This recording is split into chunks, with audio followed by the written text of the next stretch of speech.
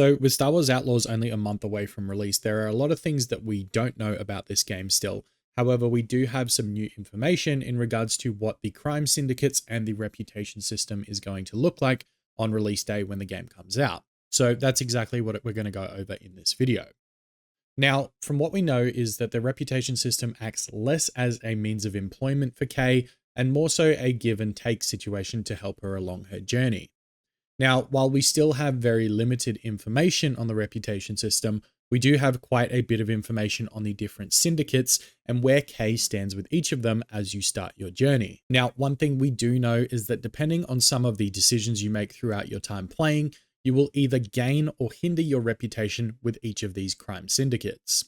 This allows you to potentially create a great relationship with the Hutt cartel, for example, but maybe a not so great reputation with Crimson Dawn. However, depending on your standing with these syndicates, they may come to your rescue in a time of need if you have a good relationship formed with them previously. So what I want to do in today's video is to talk about the 5 different crime syndicates in Star Wars Outlaws because there is some brand new information on all of them.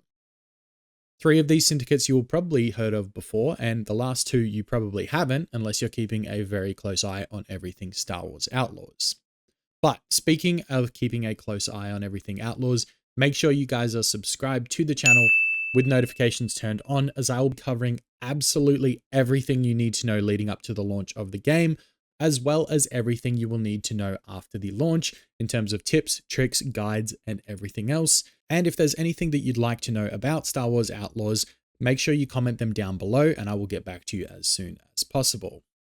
But with that said, let's jump into the information that we have here that is brand new on these syndicates. So the first syndicate is actually one that we're all familiar with, and that is the Hutt cartel.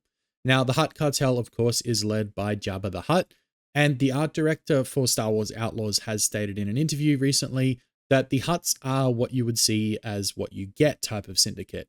They're driven by galactic credits and are not afraid to get their hands dirty if they need to.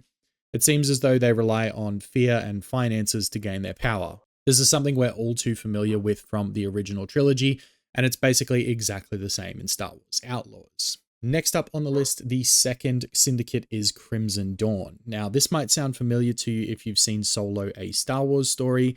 They are going to be led by Kira, who took over the lead of Crimson Dawn after killing Dryden Voss in the events of that movie. Now, if you haven't seen Solo: A Star Wars Story, definitely go give it a watch. I love it personally. I know it was very divided when it came out, but if you haven't seen it yet, definitely give it a watch before Star Wars Outlaws. Now, the narrative director did give some insight stating that Crimson Dawn is more focused on intelligence within the crime network, so perhaps during the story they'll be looking for this rather than other credits or relics or things like that from Kay. The narrative director also said some cryptic words in regards to Crimson Dawn, stating that they are up to something very interesting that they're going to leave for us to explore and dive into for ourselves. So this has me wondering just how deep their storyline goes and what it is that he's trying to hide from us that we need to find for ourselves in playing the game. Now, the third syndicate is the Pykes, who you may have seen in previous Star Wars canon in the Clone Wars TV show and drip throughout the galaxy far, far away. The Pykes are mainly located on the new moon of Tishara, created for Star Wars Outlaws, and are led by Gorak, who is, again, a new character created by Massive Entertainment. Gorak was apparently designed to be larger than the other Pykes just to show his dominance and instantly show that the players that he is the leader of this syndicate. He is the guy to go to. He has some different ceremonial robes that kind of reflect that he is the leader as well, putting him in that position of power. An insight from the art director on the Pykes is that they may not be as organized as the other syndicates, but when it comes to fighting them, they will have a pretty diverse amount of weapons and gadgets to use against Kay in the story, which I think is going to be pretty interesting, trying to figure out ways to take down all the different types of soldiers that they might have. So now that we've covered all of the clans that we are kind of familiar with, let's get to the couple that we might not know about or haven't previously seen in Star Wars. The first one is the Ashiga Clan, and they are brand new for this game. They are led by the Queen Ashiga. I don't know if that's actually her name, but that's how they referred to her in the interview. This is, again, a new syndicate created by Massive and can predominantly be found on Kijimi.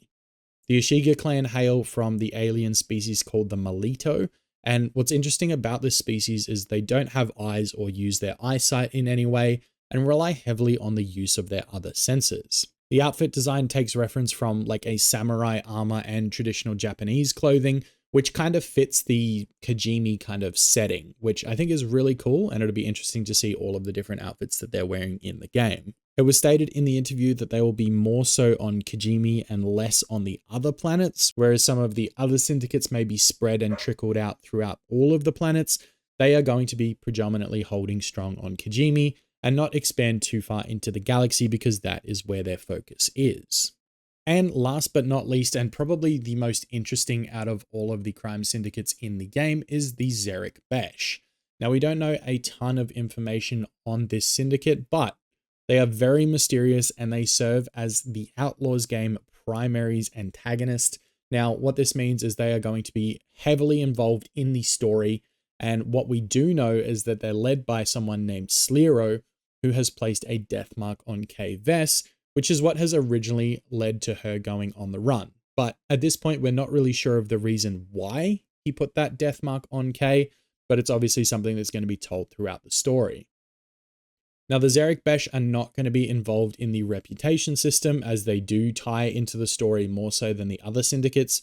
And what we know is that they kind of pose as this distant looming threat rather than an in-your-face cartel. So it'll be really interesting to see how that develops and what comes of the gameplay regarding the Zerek Besh.